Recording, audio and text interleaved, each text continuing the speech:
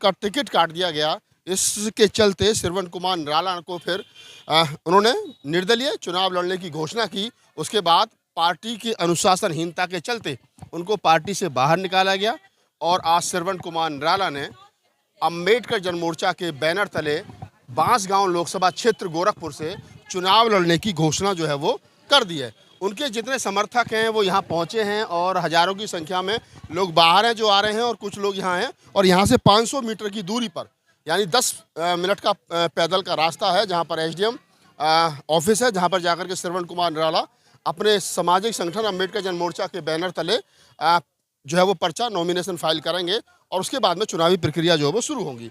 तो ये एक बात तो ये हो गई कि मैं गोरखपुर में हूँ और गोरखपुर में अम्बेडकर जनमोर्चा के बैनर तले आज श्रवण कुमार निराला जो है वो चुनाव लड़ने की घोषणा वो कर चुके हैं और वो नॉमिनेशन फाइल करने जा रहे हैं एसडीएम दफ्तर।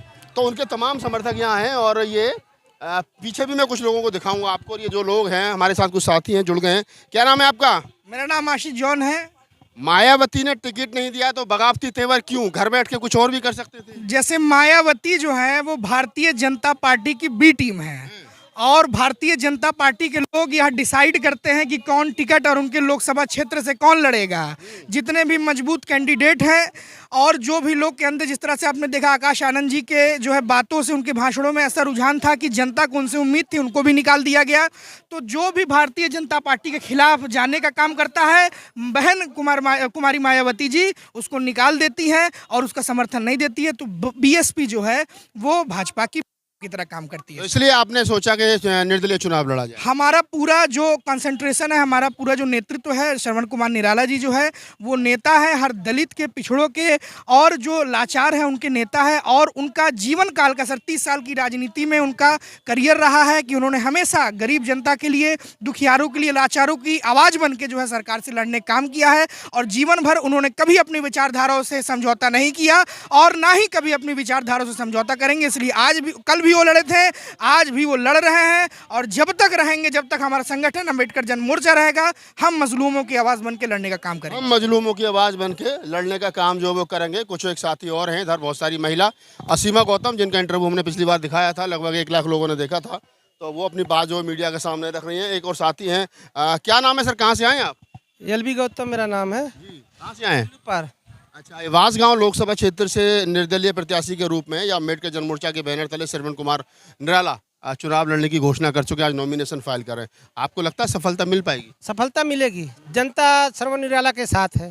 पूरा जनता, जो भी 5 विधानसभा के लोग हैं, जो भी जनता जो भी है श्रवण निराला को पसंद। लोग कह रहे हैं कि श्रवण कुमार निराला जो है वो अनुशासनहीनता के चलते बसपा से बाहर निकाले गए और अब उसका कारण ये हुआ है कि अब वो बगावती तेवर दिखा करके चुनाव भी लड़ रहे हैं। तो कहीं ना कहीं बसपा को कमजोर कर रहे हो। तो बसपा तो पहले से कमजोर हो चुकी है, बसपा तो पहले से कमजोर है। और श्रवण निराला को चाहने वाले पूरा विधानसभा, जो भी 5 विधानसभा है, चिल्लूपार, बांसगांव, बरहज, चौरी चौरा, रुद्रपुर, सब लोग श्रवण कुमार निराला को वोट करने के लिए सब तैयारी कर चुके हैं। और सब लोग, जनता यही कह रहे हैं आप चुनाव लड़िए, निर्दल प्रत्याशी। क्या कारण रहा होगा मायावती ने क्यों टिकट काट दिया?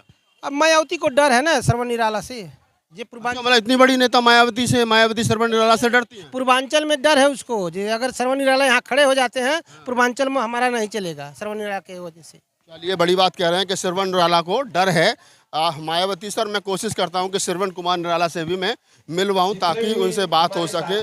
और ये तमाम लोग हैं जो यहाँ पहुँचे हैं, कहीं ना कहीं किसी ना किसी क्षेत्र से, किसी ना किसी विधानसभा से। यहाँ लोग, महिला बहुत भारी तादाद में यहाँ पहुँची हैं। और सबसे बड़ी बात यह है कि श्रवण निराला जो यहाँ पर खड़े हैं, उनके समर्थन में सारे लोग यहाँ पहुँचे हैं। आप श्रवण कुमार निराला हैं, हम 1 मिनट का समय इनसे भी लेंगे। निराला जी, पूरी लोकसभा क्षेत्र से, कोने कोने से, बांसगांव लोकसभा से लोग पहुँच रहे हैं, जितना जन समर्थन देख करके कैसा लग रहा है? ये देखिए, जो उमड़ा जन सैलाब आप देख रहे हैं, ये लोगों के दिल में श्रवण कुमार निराला बसते हैं। और लगातार श्रवण कुमार निराला का लगातार 20 साल का, 25 साल का ये जो संघर्ष है, ये लोगों के दिल में श्रवण कुमार निराला बसते हैं। इसलिए बांसगांव लोकसभा के चुनाव में इस बार हम इतिहास रचने जा रहे हैं और अंबेडकर जनमोर्चा के प्रत्याशी के रूप में अब श्रवण कुमार निराला लोकसभा का चुनाव जीतेंगे, चाहे वो बीजेपी का प्रत्याशी हो, चाहे सपा कांग्रेस का प्रत्याशी हो, चाहे बहुजन समाज पार्टी का प्रत्याशी हो। इन सारे लोगों की जमानत जब्त होने जा रही है, ये जनता गवाह है। और ये वो लोग हैं जो अपने दिल से श्रवण कुमार निराला को चाहते हैं और स्वतः चल के लोग आए हुए लोग हैं। लोग 500 रुपए में, साड़ी के लालच में, खाने के लालच में गांव देहात से लोगों को टेम्पुओं में, बसों में भर के ला रहे हैं। मैंने तमाम लोगों से बात की, अपनी इच्छा अनुसार, अपनी श्रद्धा अनुसार क्या क्या काम किया श्रवण कुमार निराला ने जो इतनी लोगों की। ये आप देखेंगे, ये हमारी माताएं बहनें हैं और आप देखेंगे कि ये श्रवण कुमार निराला को मानती ही नहीं बल्कि जान देने के लिए तैयार रहती हैं, इसलिए कि इनको मालूम है कि श्रवण कुमार निराला वो आदमी है जो पहली बार देश के अंदर हमारे हक के लिए लड़ रहा है। आज तक देश के अंदर कोई भी लीडर ये नहीं कहा कि हम चुनाव जीतेंगे तो इनको 1 एकड़ ज़मीन दिलाएंगे। 1 एकड़ ज़मीन दिलाने का मतलब हम बाबा साहब डॉक्टर अंबेडकर के सपनों को पूरा करने की बात कर रहे हैं, हम मानवर काशीराम साहब के सपनों की बात कर रहे हैं। अगर श्रवण कुमार निराला सांसद बनते हैं तो मैं डंके की चोट पे कहता हूं कि 1 महीने के अंदर मैं सरकार को चलने नहीं दूंगा और हर गरीब भूमिहीन परिवार को 1 एकड़ ज़मीन देने के लिए हम सरकार को मजबूर कर देंगे। संसद में मैं शौक के लिए नहीं जाना चाहता हूँ, मैं इनके लिए जाना चाहता हूँ, वो पावर लेना चाहता हूं, पावर लेकर के सरकार का गिरेबान पकड़ना चाहता हूं। और जिस तरह से सरकार ये लगातार गरीबों मजदूरों का हक मांग रही है, आप देख रहे हैं मनरेगा मजदूरी, ये 245 रुपये देते हैं, 100 दिन की गारंटी, उसमें आधा पैसा प्रधान सेक्रेटरी और ब्लॉक प्रमुख से लेके डीएम से लेके मुख्यमंत्री तक सारा पैसा खा जाते हैं। हमने कहा कि अब मजदूरी 250 रुपया नहीं, मजदूरी एक आदमी का 1 दिन का 1000 रुपया होना चाहिए और गारंटी कम से कम 2 साल का होना चाहिए। कम से कम एक परिवार को 2 लाख 2.5 लाख रुपया 1 साल में मिलेगा, तब परिवार सम्मान के साथ जी पाएगा। बेरोजगारों के सवाल पे भी हमने कहा कि 30,000 बेरोजगारी 30,000 रुपया प्रति माह प्रति व्यक्ति बेरोजगारी भत्ता हर नौजवान को हम दिलाएंगे। ये हमारे बाकी संविधान की रक्षा का मसला है या आरक्षण के मुद्दे का मसला है या बाबा साहब मानवर कांशीराम साहब के विचारों का मामला है, तो श्रवण कुमार निराला पूर्वांचल की धरती पर वो आदमी है जिसके साथ लोग खड़े हैं और ये वो लोग हैं। जब श्रवण कुमार निराला इतने मजबूत थे, मजबूत प्रत्याशी हैं और ये जनता बता भी रही है, क्या मजबूरी रही होगी बसपा की, मायावती के, आपका टिकट काट दिया? ये तो माननीय बहन जी से पूछा जा, माननीय बहन जी बताएंगी कि जिसको माननीय बहन जी ने टिकट दिया बसपा का, वो आदमी कल तक भाजपा में था, वो भाजपा का दूत है, बहुजन समाज पार्टी में आया है, वो कल तक आदमी भाजपा में था और नरेंद्र मोदी की तस्वीर लगा करके सबका साथ सबका विकास कर रहा था। उस नरेंद्र मोदी का जयकार कर रहा था जो हमारे लोगों को भिखारी बना दिया, लोगों का हक नहीं देना चाहता है।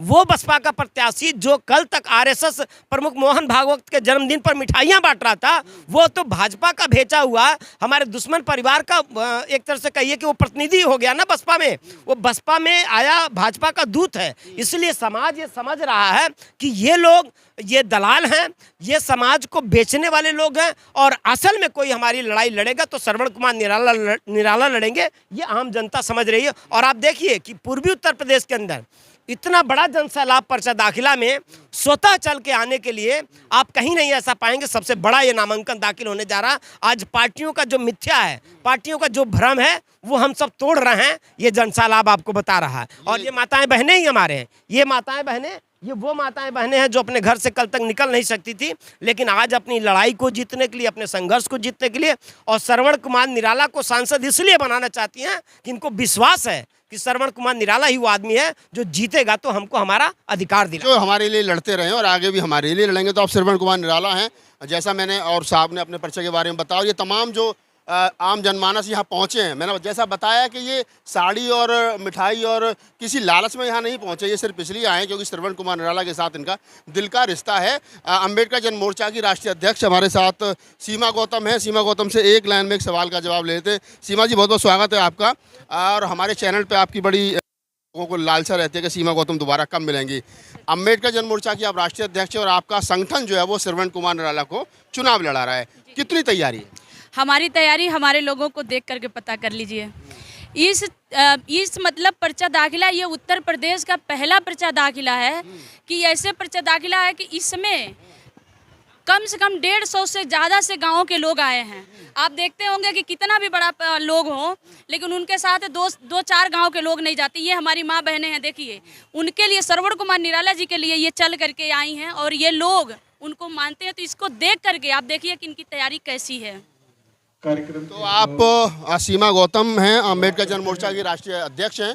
मैंने तमाम साथियों से जो श्रवण कुमार निराला के समर्थक हैं उनसे, श्रवण कुमार निराला के जो समर्थन में लोग गांव देहात से हैं उनसे, श्रवण कुमार निराला से, अम्बेडकर जन मोर्चा की राष्ट्रीय अध्यक्ष सीमा गौतम से, तमाम लोगों से बात की।